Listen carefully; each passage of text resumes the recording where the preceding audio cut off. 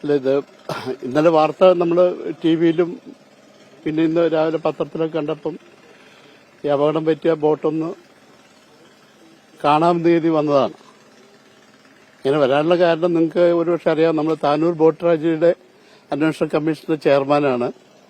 ഇതിനെക്കുറിച്ച് അന്വേഷിക്കാൻ വേണ്ടിയല്ല വന്നത്. പക്ഷേ ഇവിടെ നിന്നുള്ള അനുഭവം ഞങ്ങളുടെ കമ്മീഷന്റെ പ്രവർത്തനത്തിന് ഗുണം ചെയ്യും എന്നുള്ളതിലാണ് വന്നു നോക്കിയത്. അപ്പം ഇതിന്റെ ആമുഖമായിട്ട് പറയാനുള്ളത്, കഴിഞ്ഞ വർഷം ഇതുപോലെ തന്നെ ഒരു അപകടം ഉണ്ടായിരുന്നു.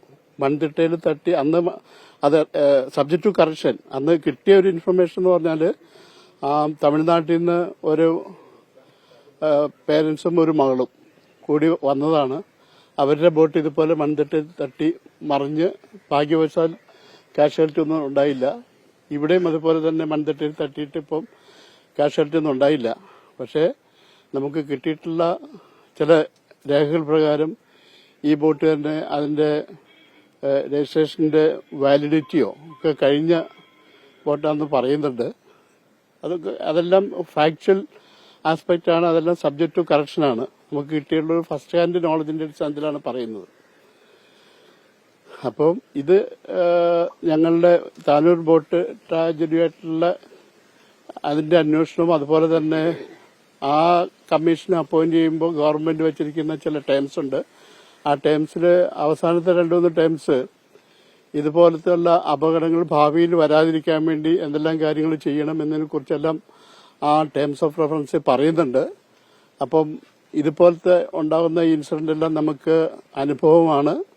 അപ്പോൾ അതിന്റെ അടിസ്ഥാനത്തിൽ നമ്മൾ റിപ്പോർട്ട് തയ്യാറാക്കേണ്ടി വരും.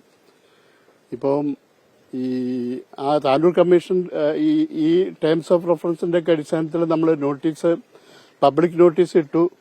പബ്ലിക് ആരും തന്നെ കാര്യമായിട്ട് റെസ്പോൺസ് ഉണ്ടായിട്ടില്ല.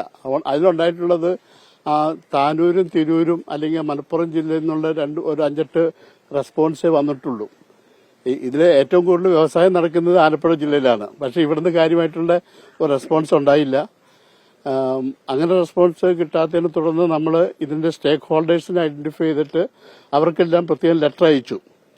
അതിൽ തന്നെ എന്നിട്ട് ഒരു 150 ആൾക്കാർക്ക് ലെറ്റർ അയച്ചതിൽ ഒരു 177 ആൾക്കാരാണ് അവിടെ സ്റ്റേറ്റ്മെന്റ് ഒക്കെ ഫയൽ ചെയ്തിട്ടുള്ളൂ. അപ്പൊ അതിന്റെ ഇപ്പൊ ഈ കഴിഞ്ഞ 27-ാം തീയതിയാണ് സിറ്റിംഗ്, ഓപ്പൺ സിറ്റിംഗ് തുടങ്ങിയത്. ഇപ്പൊ 3-ാം തീയതി അടുത്ത സിറ്റിംഗ് വെച്ചിട്ടുണ്ട്. അപ്പൊ അതിന്റെ പ്രവർത്തനം അങ്ങനെ ആ രീതിയിൽ അങ്ങോട്ട് മുമ്പോട്ട് പോകും. ഇപ്പം ഇതുപോലെ ഉണ്ടാകുന്ന ഇൻസിഡന്റ് ഞാൻ അന്ന് സൂചിപ്പിച്ചതുപോലെ നമ്മുടെ സംസ്ഥാനത്തേക്ക് ടൂറിസ്റ്റുകളെ വരുന്നതിന് വിഘാതമായി വരാവുന്ന സംഗതികളാണ് ഇതുപോലത്തുള്ള അപകടങ്ങൾ.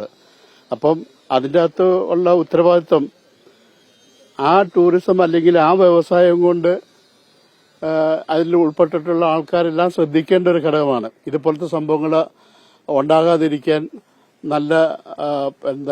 നല്ല രീതിയിലുള്ള ബോട്ടുകൾ മാത്രമേ ഉപയോഗിക്കുക. അതിന്റെ നിയമപരമായിട്ടുള്ള എല്ലാ ആവശ്യങ്ങളും പരിപാലിക്കപ്പെടുന്നുണ്ടെന്ന് ഉറപ്പുവരുത്തുക. ഇതെല്ലാം ആ വ്യവസായത്തിൽ ഉൾപ്പെട്ടിട്ടുള്ള ആൾക്കാരുടെ ചുമതലയാണ്. പക്ഷെ ഇപ്പൊ നമ്മൾ ഇവിടെ പിന്നെ സർവേയറുടെ സാന്നിധ്യത്തിൽ ആ ബോട്ട് ഉടമയും അതുപോലെ തന്നെ അതിന്റെ സ്രാങ്കിനെയൊക്കെ സംസാരിക്കുന്ന അവസരത്തിൽ പ്രീകോഷണറി ആയിട്ടുള്ള ഒത്തിരി സ്റ്റെപ്സ് അവർ ഈ ബോട്ടുമായി ബന്ധപ്പെട്ടിട്ട് എടുത്തിട്ടില്ല എന്ന് നമുക്ക് കാണാൻ കഴിയും. അപ്പൊ അതൊക്കെ വളരെ സീരിയസ് ആയിട്ടുള്ള ലാപ്സാണ്. അപ്പം ഈ 12,000 ബോട്ടുകൾ, ഹൗസ് ബോട്ടുകൾ ഉണ്ടെന്നാണ് പൊതുവെ പറയപ്പെടുന്നത്. അതെല്ലാം കൃത്യമായിട്ട് അതിന്റെ ക്ഷമത പരിശോധിക്കാനുള്ള സംവിധാനം ഉണ്ടോ ഇല്ലയോ എന്നുള്ളൊക്കെ കാര്യം നമ്മൾ ഇനി അന്വേഷിക്കേണ്ടിയിരിക്കുന്നു. ഇല്ല എന്നുള്ളതാണ് മനസ്സിലാക്കാൻ കഴിയുന്നത്. കാരണം കഴിഞ്ഞ പ്രാവശ്യം വന്നപ്പോൾ തന്നെ ആ ബോട്ടുമായി ബന്ധപ്പെട്ട കഴിഞ്ഞ പ്രാവശ്യം മറിഞ്ഞ ആ ബോട്ടുമായി ബന്ധപ്പെട്ട ഒരാൾ പറഞ്ഞത്, ഞങ്ങൾ ഈ ബോട്ട് സർവീസിന് റെഡിയായിട്ട് പരിശോധിപ്പിക്കാൻ അല്ലെങ്കിൽ അതിന്റെ രജിസ്ട്രേഷൻ കിട്ടാൻ വേണ്ടി ചെന്നല്ല, അത് പരിശോധിച്ചിട്ട് ലൈസൻസ് തരാനുള്ള ഉദ്യോഗസ്ഥന്മാരുടെ എണ്ണം വളരെ കുറവാണ്, ഇല്ലാന്നൊക്കെ പറയുണ്ടായി.